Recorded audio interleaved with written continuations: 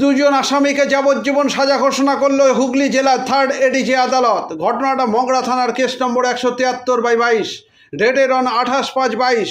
মধুমিতা সোলাঙ্কির সঙ্গে বিয়ে হয়েছিল বিনীত কুনাইয়ের।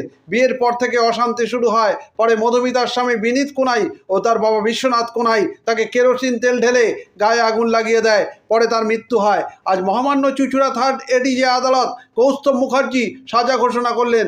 দুজন আসামিকে 498A ধারায় 3 বছরের সাজা, 5,000 টাকা জরিমানা, 302 ধারায় যাবজ্জীবন সাজা ঘোষণা করলেন, 10,000 টাকা জরিমানা। এই মামলায় সরকারি আইনজীবী ছিলেন প্রশান্ত আগরওয়াল। পরে এই ব্যাপারে সরকারি হেড পিপি শঙ্কর গাঙ্গুলি জানান। চুঁচুড়া থেকে প্রবীর ঘোষালের রিপোর্ট। মধুমিতা সোলাঙ্কি বলে একটি মেয়ের সঙ্গে ওই বিনীত কোনায়ের বিয়ে হয়েছিল 30/11/2020 তারিখে মগরা থানার অন্তর্গত। তারপরে সেই ওর বাড়িতে স্বামী, শ্বশুর, শাশুড়ি, দেওর 4 জনে মিলে তার উপরে অত্যাচার করতো এবং ওই অত্যাচারের কারণ ছিল যে আরও ডাউরি দিতে হবে। ওরা সেটা দিতে পারেনি।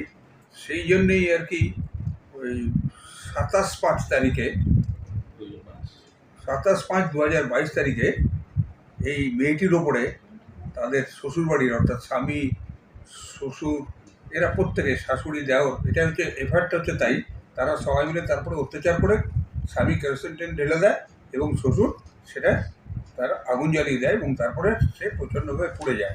তাকে চুঁচুড়া হাসপাতালে নিয়ে যায় এবং ঘটনাটা 27 তারিখে ঘটনা। 28 তারিখে তার চুঁচুড়া হাসপাতালে তার ডাইং ডিক্লারেশন নেওয়া হয় এবং সেখানে পুঙ্খানুপুঙ্খভাবে সব সে বলে এবং পরবর্তীকালে চুঁচুড়াতেও তার অবস্থা তার চিকিৎসায় কোনোরকম ভালো রেজাল্ট না পাওয়ার জন্যে তাকে রেফার করে দেওয়া হয় SSKM হসপিটালে, ক্যালকাটা মেডিকেল কলেজে।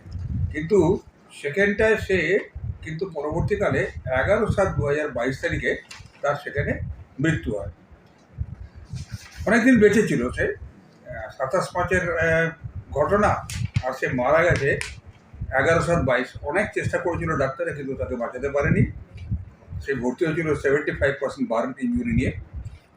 যাই হোক, এই মামলায় পরবর্তীকালে পুলিশ তদন্ত করে চার্জশিট দেয় 25/8/22 তারিখে, অর্থাৎ 27/5/22-এর ঘটনায় 28/5/22-এ কেস স্টার্ট হয়, 25/8/22-এর মধ্যে চার্জশিট হয়ে যায়। তার মানে কত দ্রুততার সঙ্গে পুলিশ এই মামলায় তদন্ত করেছে মগরা থানা, সেটা এর থেকে প্রমাণ পাচ্ছে। এবং তারপরে এই মামলাটা কমিটমেন্ট হওয়ার পরে ডিস্ট্রিক্ট জাজ থেকে, মানে সেশনস কোর্ট থেকে কমিটমেন্ট হয় থার্ড এডিশনাল ডিস্ট্রিক্ট জাজের ঘরে এবং সেখানে আমি নিজেই সেই কেসটায় চার্জ ফ্রেম করেছিলাম। মানে আমি আমি এই আসামিদের বিরুদ্ধে চার্জ ফ্রেম করেছিলাম আমি 498 এবং 302 এবং 34 ধারার মধ্যে। আচ্ছা, এইবার এই মামলায় মোটামুটি আমি চার্জটা ফ্রেম করার পরে এই মামলাটা কন্ট্যাক্ট করবার জন্য আমি এটাকে অ্যালোট করেছিলাম আমারই আরেকজন জুনিয়র ফ্রেন্ড, ব্রাদার প্রশান্ত আগরওয়ালাকে। তিনি এই মামলাটা তারপরে কন্ট্যাক্ট করেছিলেন এবং এই মামলাটায় টোটাল চার্জশিট ছিল, যে চার্জশিটে উইটনেস ছিল টোটাল কত ছিল দেখো তো, 20 ছিল। চার্জশিটে 20 জন সাক্ষী ছিল, কিন্তু তার মধ্যে থেকে আমরা প্রসিকিউশন খালি 12টা সাক্ষী আমরা এক্সামিন করেছি এবং তাই দিয়ে আমরা কেস প্রমাণ করতে পেরেছি।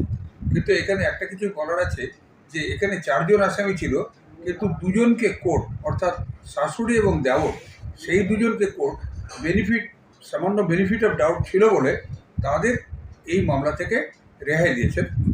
গতকাল মহামান্য আদালত থার্ড এডিশনাল ডিস্ট্রিক্ট জাজ শ্রীযুক্ত কৌস্তভ মুখার্জি, তিনি এই বাবা এবং ছেলে, অর্থাৎ বিনীত কোনাই হাজব্যান্ড এবং বিশ্বনাথ কোনাই শ্বশুরমশাই, তাকে দোষী সাব্যস্ত করেছিলেন এবং আজকে তাদের রায় ঘোষণা করা হয়েছে। এবং আজকে তাদের বিরুদ্ধে তাদের যে রায় ঘোষণা করেছে সেটা হচ্ছে এরকম যে 498-এর জন্য 2 জনকেই দোষী সাব্যস্ত করেছেন এবং তাদের সাজা দিয়েছেন 3 বছর করে। কিন্তু ছেলের ক্ষেত্রে সেটা হচ্ছে সশ্রম কারাদণ্ড, কিন্তু বাবার ক্ষেত্রে সেটা হচ্ছে সিম্পল ইমপ্রিজনমেন্ট। আর ইয়ের জন্যে, মার্ডারের জন্যে ওই জায়গাটায় 2 জনকেই লাইফ ইমপ্রিজনমেন্ট দিয়েছে এবং 498-এর জন্য 5,000 টাকা ফাইন অনাদায় 3 মাসের